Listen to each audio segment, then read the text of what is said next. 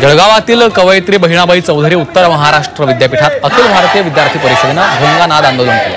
विद्यार्थ्यांच्या विविध समस्यांसाठी आंदोलन करण्यात आलं। अचानक अभ्यासक्रमांचे वाढवलेले शुल्क कमी करा अशी मागणी विद्यार्थ्यांनी केली आहे। रायगडमधील सावित्री नदीमध्ये एक जण बुडाल्याची माहिती समोर आली आहे। पोलादपूर तालुक्यातील लोहारमाळ येथील ही घटना आहे।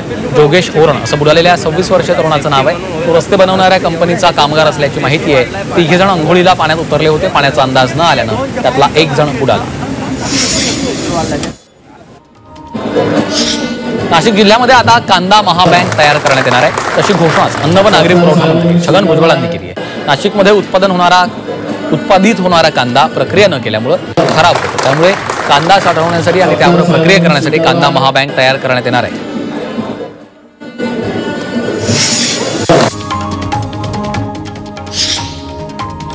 रस्ता नसल्यानं एका गर्भवतीला झोळी करून रुग्णवाहिकेपर्यंत नेण्यात आल्याचं धक्कादायक वास्तव समोर आलंय। शहापूरमधील चाफेवाडीतली ही घटना आहे। 2 किलोमीटर त्यांना झोळीतून नेण्यात आलं। त्यांना आकडी आली, त्यामुळे त्यांना तातडीनं ठाण्यातल्या रुग्णालयात दाखल केलं।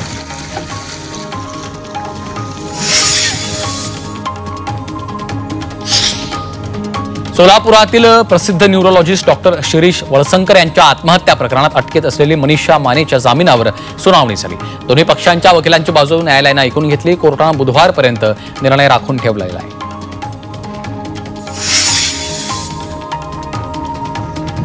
नाशिकच्या म्हसरूळ भागात झालेल्या खुनात मृत्युमुखी पडलेल्या व्यक्तीची ओळख पटली आहे। उमेश अमरे असं खून झालेल्या व्यक्तीचं नाव असून तो कर्नाटकातला असल्याची माहिती समोर आली आहे। नाशिकच्या म्हसरूळ भागात असलेल्या चामर लेणीकडे जाणाऱ्या रस्त्यावर एका व्यक्तीचा मृतदेह सापडला होता।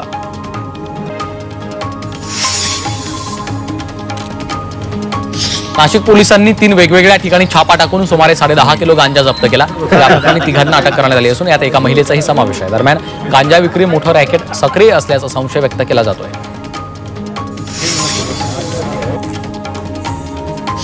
सोलापूर महानगरपालिकेचे आयुक्त सचिन ओंबासे यांच्या ओबीसी आणि नॉन क्रिमिलियर प्रमाणपत्रांची वैधता तपासण्याचे आदेश दिलेत। मार्च 2024 मध्ये सचिन ओंबासे यांच्या ओबीसी आणि नॉन क्रिमिलियर संदर्भात केंद्रीय सार्वजनिक तक्रार मंत्रालयाच्या कार्मिक आणि प्रशिक्षण विभागाकडे तक्रार केली।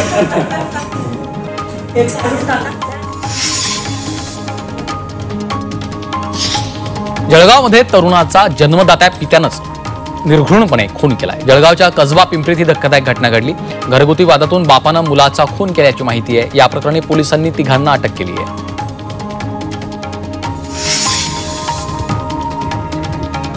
तुळजापूर ड्रग्ज प्रकरणात माजी नगराध्यक्षाला अटक करण्यात आली आहे। भाजपचे माजी नगराध्यक्ष संतोष कदमला अटक झाली। ड्रग्ज प्रकरणातील आरोपींची संख्या 22 वर आली आहे। त्यामध्ये अद्यापही 16 आरोपी फरार झाले। त्यांचा पोलिसांकडून शोध सुरू आहे।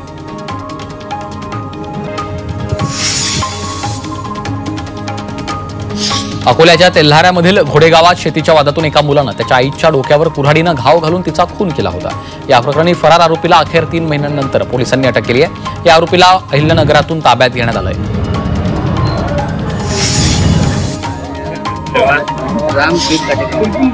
2 महिन्यांची उन्हाळी सुट्टी संपली आणि आजपासून पुन्हा शाळांमध्ये किलबिलाट सुरू झालाय। नव्या शैक्षणिक वर्षाच्या पहिल्याच दिवशी शाळांनी विद्यार्थ्यांचं स्वागत केलं। त्यांना पाठ्यपुस्तकं आणि गणवेश दिला। जिल्ह्यातील 1,53,695 विद्यार्थ्यांना पाठ्यपुस्तकं वाटली आहेत।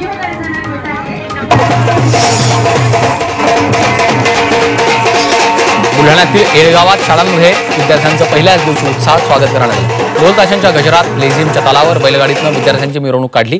यावेळी विद्यार्थ्यांच्या चेहऱ्यावरही आनंद पाहायला मिळाला।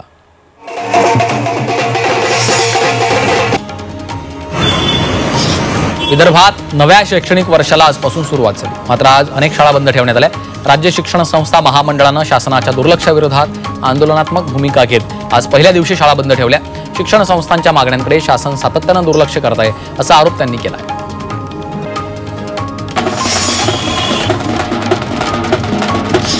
यवतमाळमध्ये आज नव्या शैक्षणिक वर्षाची सुरुवात झाली आहे। शिक्षण विभागानं जिल्हा परिषद, नगरपालिका, खासगी प्राथमिक माध्यमिक शाळांमध्ये आज विद्यार्थ्यांचं जंगी स्वागत केलं। त्याचबरोबर बैलगाडीतनं विद्यार्थ्यांची मिरवणूकही काढण्यात आली।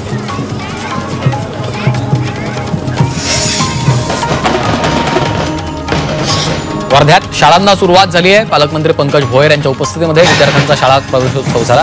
यावेळी पंकज भोयर यांच्या हस्ते पुष्पगुच्छ देऊन विद्यार्थ्यांचं स्वागत करण्यात आलं। तर शाळेच्या पहिल्याच दिवशी मंत्र्यांच्या हस्ते विद्यार्थ्यांना पाठ्यपुस्तकाचं वितरण केलंय।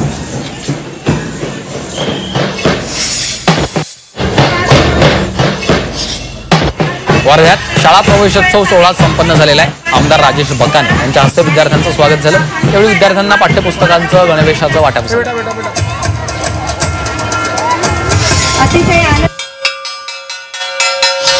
अमरावतीमधील जिल्हा परिषद आणि महापालिकेच्या शाळा आजपासून सुरू झाल्या। जिल्ह्यात जवळपास जिल्हा परिषदेच्या आणि महानगरपालिकेच्या 1600 पेक्षा अधिक शाळा सुरू झाल्या। शिक्षकांनी विद्यार्थ्यांना पेन आणि वह्या देऊन शाळेत विद्यार्थ्यांचं जल्लोषात स्वागत केलं।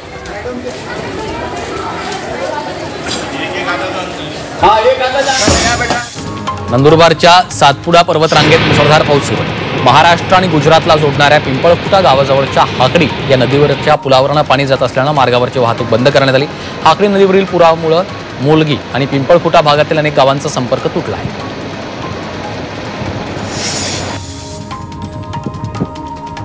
बीडमध्ये चांगला पाऊस झाल्यामुळे शेतकऱ्यांनी पेरण्या केल्या, मात्र गेल्या काही दिवसांपासून पावसानं विश्रांती घेतल्याने शेतकरी चिंतेत आहेत। तर पेरलेलं पीक जिवंत ठेवण्यासाठी शेतकऱ्यांच्या समोर मोठं आव्हान उभं राहिलं।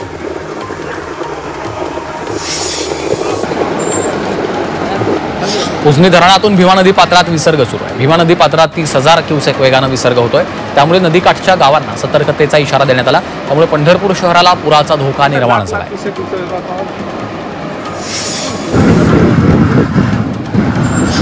अहिल्यानगरातील अकोले इथल्या हरिश्चंद्रगड, रतनगडासह सांदनदरी ही पर्यटन स्थळं वन्यजीव विभागानं पर्यटकांसाठी बंद केली आहेत। पावसाळ्याच्या पार्श्वभूमीवर पर्यटन स्थळं बंद करण्याचा निर्णय घेतलाय। तर या पर्यटन स्थळी कुणी जाण्याचा प्रयत्न केल्यास संबंधितांवर कारवाई करण्यात येणार आहे। नाशिक जिल्ह्यात जोरदार पाऊस होतोय, मात्र मालेगाव तालुक्याला अद्यापही दमदार पावसाची प्रतीक्षा आहे। यापूर्वी अवकाळी पाऊस आणि जूनमधल्या काही प्रमाणात झालेल्या पावसामुळे शेतकऱ्यांनी मका पेरणी आटोपली। सुमारे 34,000 हेक्टर क्षेत्रावर पेरणी पूर्ण झाली। यात 22,118 हेक्टर क्षेत्रावर मका पेरणी झाली। नाशिकच्या गंगापूर धरणातून 3,000 क्युसेक पाण्याचा विसर्ग सुरू आहे। सलग चौथ्या दिवशी गोदावरी नदीत पूरसदृश्य परिस्थिती निर्माण झाली, त्यामुळे रामकुंडावरील छोटी मोठी मंदिरं पाण्याखाली गेली आहेत। दुतोंड्या मारुतीच्या गुडघा एवढं पाणी पोहोचलं। पुण्यातील माळींजवळील पसारवाडीत दरड कोसळली। या भागात डोंगर कड्यावर मोठ्या प्रमाणात दरड कोसळली आहे। सुदैवाने यामध्ये कुठलीही जीवितहानी झाली नाही, मात्र ही दरड कोसळल्यानं डोंगर माथ्यावरील मुख्य रस्ता पूर्णपणे बंद झाला, त्यामुळे पसारवाडी गावाचा देखील संपर्क तुटला आहे। पुण्यातील आंबे गावात चांगला पाऊस झाल्याने आदिवासी शेतकऱ्यांची शेती कामाची लगबग सुरू आहे। आदिवासी शेतकरी पावसाळी भुईमुगाची पेरणी करतात, तर यंदा निसर्गानं चांगली साथ दिल्यास या भुईमुगाच्या पिकांना चांगलं उत्पन्न मिळेल असा विश्वास शेतकऱ्यांनी व्यक्त केला। भाज्यांचे दर प्रति किलो 20 ते 30 रुपयांनी वाढले। नाशिक शहरातल्या कृषी उत्पन्न बाजार समितीत भाज्यांची आवक निम्म्यानं कमी झाली, परिणामी दरही वाढलेत। मे महिन्यापासून सुरू असलेल्या पावसाचा फटका भाजीपाल्याला बसलाय। आवक कमी असल्याने गेल्या काही दिवसात बाजार समितीत जवळपास सर्वच महागले। आषाढी वारीनिमित्त साबुदाणा भगरीच्या मागणीत वाढ झाली। यंदा तामिळनाडूत साबुदाण्याचं उत्पादन मोठ्या प्रमाणावर झाल्याने दरात किलो मागे 7 ते 8 रुपयांनी घट झाली, तर भगरीला मागणी चांगली असून दरात किलो मागे 8 ते 10 रुपयांनी वाढ झाली आहे। गेल्या वर्षीच्या तुलनेत शेंगदाण्याच्या दरात 5 ते 8% घट झाली आहे। राज्यातल्या अनेक भागात पेरण्यांनी वेग घेतलाय। 20 जून अखेर राज्यात 33,59,081 हेक्टरवर पेरण्या झाल्या। यंदा सर्वाधिक पेरणी लातूरमध्ये झाली आहे। गेल्या वर्षीच्या तुलनेत यंदा जवळपास 123% अधिक पेरण्या झाल्याची माहिती आहे।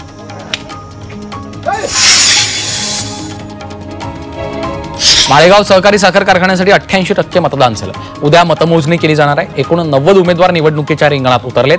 या निवडणुकीत अजित पवारांची प्रतिष्ठा पणाला लागलेली आहे। पूजा खेडकर पाठोपाठ बनावट प्रमाणपत्र प्रकरणामध्ये आता राज्यातील आणखी एक IAS अधिकारी अडचणीत आलाय। धाराशिवचे तत्कालीन जिल्हाधिकारी आणि सोलापूर महानगरपालिकेचे आयुक्त सचिन ओंबासे यांच्या OBC नॉन क्रिमिलियर प्रमाणपत्राची चौकशी होणार आहे। केंद्र सरकारनं राज्याच्या मुख्य सचिवांना चौकशीचे आदेश दिलेत।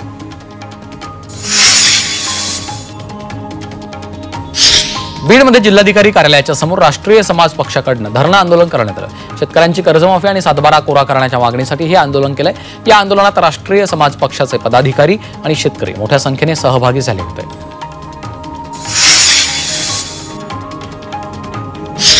बीडमध्ये शिवसेना उद्धव ठाकरे पक्षाचे जिल्हाप्रमुख गणेश वरेकर यांच्या नेतृत्वात बँकांची शाळा घेण्यात आली।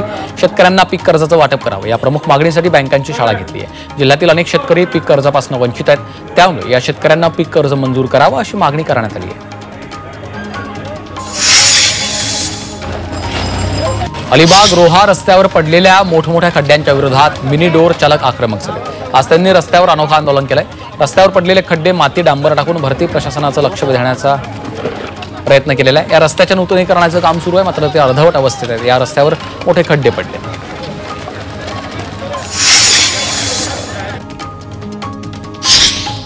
वारीमुळे रस्त्यात वाहतूक कोंडी होते। हिंदूंचे सण रस्त्यावर साजरे केले जातात, मात्र मुसलमानांनी रस्त्यावर नमाज अदा केल्यावर तक्रारी केल्या जातात, असं वादग्रस्त विधान अबू आझमींनी केलंय।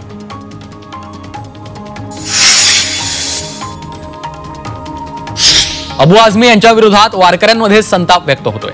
तोंड सांभाळून बोला, नाहीतर चपलेने फोडू। वारीच्या परंपरेचा अपमान खपवून घेणारा नाही, असा इशाराच वारकऱ्यांनी दिलाय। संतांच्या परंपरेचा अपमान खपवून घेतला जाणार नसल्याचा स्पष्ट इशारा या वारकऱ्यांनी आझमींना दिलाय।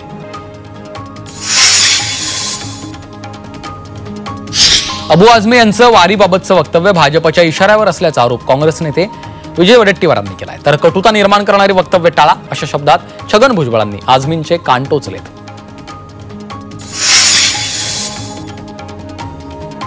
औरंगजेब पवित्र व्यक्ती होती। टोपी शिवून औरंगजेबानं आपला उदरनिर्वाह केला। औरंगजेब सर्वधर्म समभावाचा पुरस्कर्ता होता, अशी मुक्ताफळ माजी आमदार आसिफ शेख यांनी उधळली आहेत। केवळ राजकारणासाठी औरंगजेबाचं नाव घेऊन त्याला बदनाम केलं जातं, असा आरोपही आसिफ शेख यांनी केला आहे। वाहतूक कोंडीतून नाशिककरांना आता दिलासा मिळणार आहे। नाशिक महापालिका आणि पोलीस आयुक्तालयाच्या वतीनं पहिल्या टप्प्यात प्रायोगिक तत्वावर 6 चौरस किलोमीटरचं क्षेत्र निश्चित करण्यात आलं। या क्षेत्रात 22 ऑन स्ट्रीट आणि 6 ऑफ स्ट्रीट असे 28 रस्ते अंतिम केले।